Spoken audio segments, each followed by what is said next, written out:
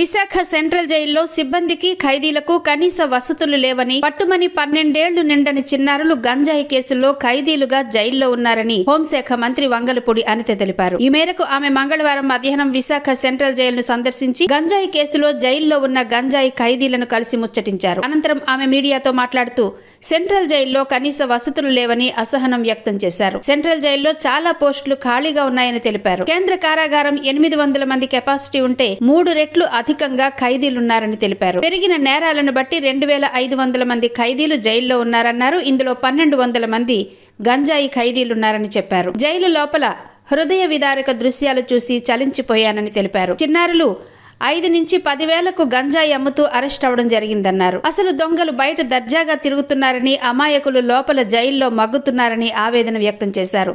త్వరలో సెంట్రల్ జైల్లో గంజాయి డి అడిక్షన్ సెంటర్ ఏర్పాటు చేయిస్తామని ఆమె ప్రకటించారు. దీనిపై ఉన్నతాధికారులతో సమీక్ష నిర్వహించి జైలు సిబ్బంది సంక్షేమం చూస్తామని హామీ ఇచ్చారు.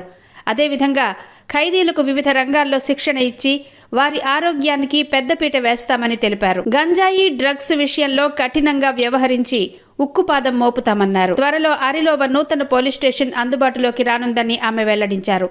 అసలు దిశ చట్టం చేయలేదని, ఇక దిశ చట్టం ఎక్కడ ఉంటుందని, అందుచేతనే దిశ పోలీస్ స్టేషన్ పేరు మారుస్తున్నట్టు ప్రకటించారు. వైసీపీ పాలనలో అన్ని శాఖలు భ్రష్టు పట్టిపోయాయని, అందుకు విశాఖ సెంట్రల్ జైల్ ఒక ఉదాహరణ అని అన్నారు.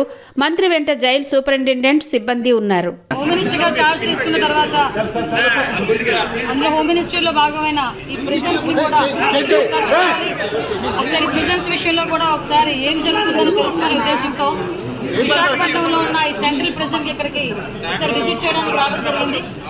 సెంట్రల్ ప్రిజన్ కి ఇక్కడ వచ్చిన తర్వాత మన సూపరింటెండెంట్ మన కిషోర్ గారు, అదేవిధంగా వెంకటేశ్వరరావు గారు, ఇంకా స్టాఫ్ మొత్తం ఇక్కడ స్వాగతం పలికి లోపలికి తీసుకెళ్లి ఈచ్ అండ్ ఎవ్రీథింగ్ క్లియర్ గా చూపించారు. విషయం ఏంటంటే ఈ 5 సంవత్సరాల కాలంలో, గత 5 సంవత్సరాల కాలంలో వ్యవస్థలన్నీ భ్రష్టు పట్టిపోయినాయి అని మాకులాంటి వాళ్ళు మాట్లాడితే అది రాజకీయంగా భావిస్తారు.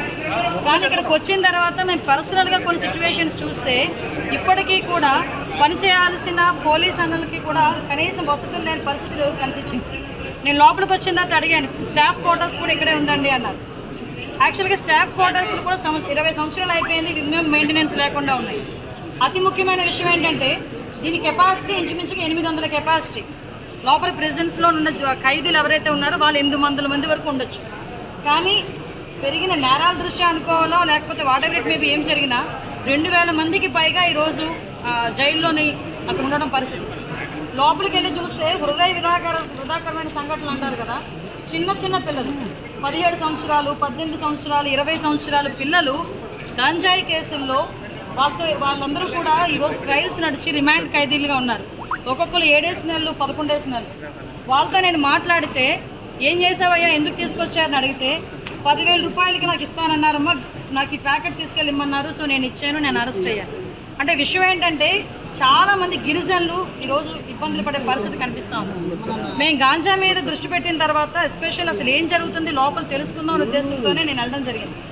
అక్కడికి వెళ్ళిన తర్వాత చాలా ఆశ్చర్యకరమైన సంఘటనలు ఏంటంటే ఈ 5,000 రూపాయలకి 10,000 రూపాయలకి వాళ్ళకి భూములు అంటే వాళ్ళకి గడవక చేసే పనులకి అది నేను కరెక్ట్ అని చెప్పట్లేదు, అది కూడా తప్పే. కానీ ఎవరైతే మెయిన్ వెండర్స్ ఉన్నారో వాళ్ళేమో బయట దర్జాగా తిరుగుతున్నారు. ఇలా పూట గడవక చేసిన వాళ్ళందరూ కూడా జైల్లో మగ్గిపోతున్నారు. సో ఇటువంటి సిచ్యువేషన్స్ ఒకటి మనం చూసాం. At the same time department వాళ్ళ దగ్గర నుంచి కూడా ఇక్కడ చాలామందికి అక్కడ మంచి హాస్పిటల్కి సంబంధించి ఒక మంచి ఫెసిలిటేట్గా ఒక టెస్టింగ్ టూల్ కూడా ఒకటి వీళ్ళు సిఎస్ఆర్ ఫండింగ్లో తీసుకొని ఖైదీలందరికీ కూడా ల్యాబ్ టెస్ట్లు ఏదైతే ఉన్నాయో అవన్నీ కొంచెం దగ్గర 76 టెస్టులు చేయడానికి వాళ్ళందరికీ కూడా అది కూడా ఈరోజు నా చేతుల మీదుగా కూడా ఓపెన్ చేయించారు. It's very good side. నేను కూడా ఏం చెప్పామంటే ఎస్పెషల్లీ రూల్ బుక్లో కూడా ఉంటుంది మనకి డి అడిక్షన్ సెంటర్స్ అన్నవి ఏదైతే ఉన్నాయో ఈ డి అడిక్షన్ సెంటర్స్ మనం బయట ఉన్న వాళ్ళకి డి అడిక్షన్ సెంటర్స్ మనకి కేజీహెచ్లో కానీ మన మెంటల్ హాస్పిటల్లో కానీ ఎక్కడైనా మనం ఉంటుందో చూసాం. కానీ ఇక్కడ హాస్పిటల్ ఫెసిలిటీ ఉంది. ఇక్కడ కనుక మనకు ఒక 20 బెడ్డో 30 బెడ్డో కనుక ఇన్పేషెంట్ల కింద ఇక్కడే ఇచ్చి హాస్పిటల్లో డాక్టర్స్ని కనుక కంపల్సరీగా ప్రొవైడ్ చేస్తే లోపల చాలామంది గంజాయికి అడిక్ట్ అయిపోయి ఆ గంజాయి ఎక్కడి నుంచి వస్తుందో వాళ్ళు ఎదురు చూడటం, కొంతమంది ఈ విజిటర్స్ దగ్గరికి వచ్చినప్పుడు ఆ గంజాయి ప్యాకెట్స్ ఇస్తారటం, కొంతమంది ఏమో వాల్ దగ్గర నుంచి ఇస్తారటం, అంటే రకరకాల విన్యాసాలు చేస్తుంటారు.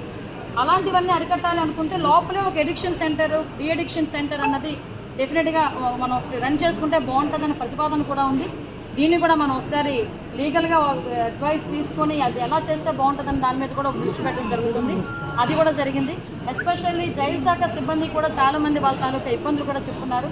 ఏదైతే రెగ్యులర్ పోలీస్ డిపార్ట్మెంట్ ఈక్వల్గా మమ్మల్ని చూడాలి, రెగ్యులర్ పోలీస్ డిపార్ట్మెంట్ వాళ్ళకి ఇచ్చే ఇయర్స్ కూడా మాకు డెఫినెట్గా ఇవ్వాలి, వాళ్ళకి కూడా ఇంటర్ డిస్ట్రిక్ట్ ట్రాన్స్ఫర్స్ కాకుండా వాళ్ళకి జోనల్ ట్రాన్స్ఫర్స్ కాకుండా స్టేట్ వైడ్ ట్రాన్స్ఫర్స్, అందులో కొంచెం మహిళా పోలీసులు కూడా చాలా ఇబ్బందులు పడే పరిస్థితి, ఇవన్నీ కూడా నా దృష్టికి తీసుకురావడం జరిగింది. కంపల్సరీగా వీటన్నిటి మీద కూడా సమీక్ష ఏర్పాటు చేసుకుని అఫీషియల్స్తోని అదేవిధంగా లీగల్ అడ్వైజర్స్తోని కూడా కూర్చొని అందరికీ కూడా ముఖ్యంగా పోలీస్ డిపార్ట్మెంట్ వాళ్ళందరికీ కూడా ఫ్రెండ్లీ పోలీసింగ్ కింద పోలీస్ వెల్ఫేర్ కింద డెఫినెట్గా వీళ్ళందరికీ కూడా మంచి జరగాలని మంచి జరుగుతుందని కూడా నేను ఆశిస్తున్నాను. అదేవిధంగా వీళ్ళందరికీ కూడా ఫెసిలిటీస్ ఇప్పుడు ఏదైతే ఉన్నాయో చాలామందికి క్వార్టర్స్ కూడా నేను చూస్తుంటాను. పోలీస్ క్వార్టర్స్ కూడా శిథిలావస్థలో చాలామంది పోలీస్ క్వార్టర్స్ ఉన్నాయి. మొన్నే మీకు చెప్పాను, ఈవెన్ 5 సంవత్సరాలుగా వెహికల్స్ కొనలేదు, పోలీస్ వెహికల్స్ లేవు. ఈ రోజుకి కూడా పోలీస్ వెహికల్ ముందు వెళ్తుందంటే వెనకాల మనం ముక్కులు మూసుకోవాలి, అంత నల్లని పొగ వచ్చే పరిస్థితుల్లో కనిపిస్తుంది. ఇంకొక విషయం అలాంటి సిచ్యువేషన్స్ ఇక్కడ కనిపిస్తున్నాయి. ఇంకొకటి ఏంటంటే యాజ్ పర్ సుప్రీంకోర్టు లా ప్రకారం కూడా ఇక్కడ ఎవరైతే సత్ప్రవర్తనతో ఉన్నారో వాళ్ళకి కొంత వెసులుబాటు మనకి క్షమాభిక్ష అనేది ఉండేది. ఈ 5 సంవత్సరాలు అది కూడా లేదు, లాస్ట్ 5 years. అంటే మ్యాక్సిమం సిస్టమ్ అంతటినీ కూడా అది ఏదో అంటారు కదా రచ్చ చేసి వదిలేసారు. సో మళ్ళీ ఇదంతా స్ట్రీమ్ లైన్లో పడాలి. డెఫినెట్గా జైలు శాఖను కూడా మనం బలోపేతం చేసుకోవాలి, వాళ్ళ స్టాఫ్ ప్యాటర్న్ పెంచాలి. వీళ్ళకి ఇంచుమించుగా 60 దగ్గర 600 మంది అంతమంది, ఇంకా 600 వేకెన్సీస్ ఉన్నాయి, ఇంకా వేకెన్సీస్ ఉన్నాయి. వీటన్నిటి గురించి కూడా కంపల్సరీగా సీఎం గారితో మాట్లాడి వీళ్ళందరికీ కూడా ఫేవర్ జరిగేటట్టుగా మాత్రం నేను కృషి చేస్తాను. మేడం, ఈ ఏడాది ఖైదీలు విడుదల కార్యక్రమం ఉండొచ్చని ఆశించవచ్చా? డెఫినెట్గా అండి, ఎందుకంటే యాజ్ పర్ సుప్రీంకోర్టు లా ప్రకారం ఎవరైతే వీళ్ళు జైలు శాఖ కూడా ఏం చేస్తుందంటే ప్రపోజల్ పంపించింది, ఆల్రెడీ హోమ్ డిపార్ట్మెంట్కి ప్రపోజల్ పంపించింది. అది కూడా మనకి క్షమాభిక్ష పెట్టడానికి కూడా గవర్నమెంట్ కూడా సిద్ధంగానే ఉన్నారు. డెఫినెట్గా ఆ ఫైల్ మన చంద్రబాబు నాయుడు గారి దగ్గరికి వెళ్తుంది. ప్రధానంగా జైలు లోపల మీరు అబ్జర్వ్ చేసిన అంటే ఇప్పుడే జైలు శాఖకు సంబంధించి వీళ్ళు ఎవరైతే వార్డు స్థాయి దగ్గర నుంచి జైలు ఇన్ఛార్జి స్థాయి వరకు అందరూ ఇబ్బంది పడుతున్న పరిస్థితి, వాళ్ళ యొక్క పరిస్థితులు కూడా బాగాలేదు అని చెప్తున్న పరిస్థితి. వీటిని ఓవర్కమ్ చేసేటట్టుగా ఏదైనా ప్లాన్ ఏమైనా ఉందంటే సపరేట్ బడ్జెట్ ఏంటంటే ఒక ప్లాన్ ఆఫ్ యాక్షన్ ఒకసారి పెట్టుకోవాలి.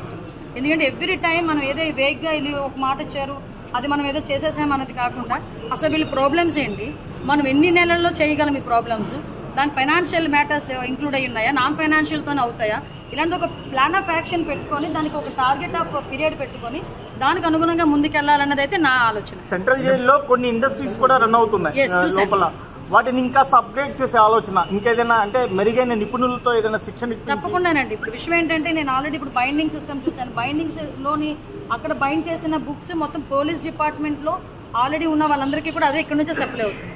ఈరోజు వాళ్ళు నాకు దీనికి ఒక హానర్ కింద కూడా ఒకటి ఇచ్చారు, షీట్స్ లాంటివి జైల్లో యూజ్ చేసే వాళ్ళకి. ఇప్పుడు మనం ఏదైనా చేసుకోవాలనుకుంటే ఈ ప్లాన్స్ని కొంచెం మనం ఎక్స్పాండ్ చేసి మనకి బయటికి కూడా ఇప్పుడు ఫర్ ఎగ్జాంపుల్ డ్వాక్రా లేడీస్ వాళ్ళు చేసే ప్రొడక్ట్సే ఫ్లిప్కార్ట్లోని అమెజాన్లోని పెట్టి వాళ్ళకి ఒక ఉపాధి అన్నది కనిపిస్తూ ఉంది.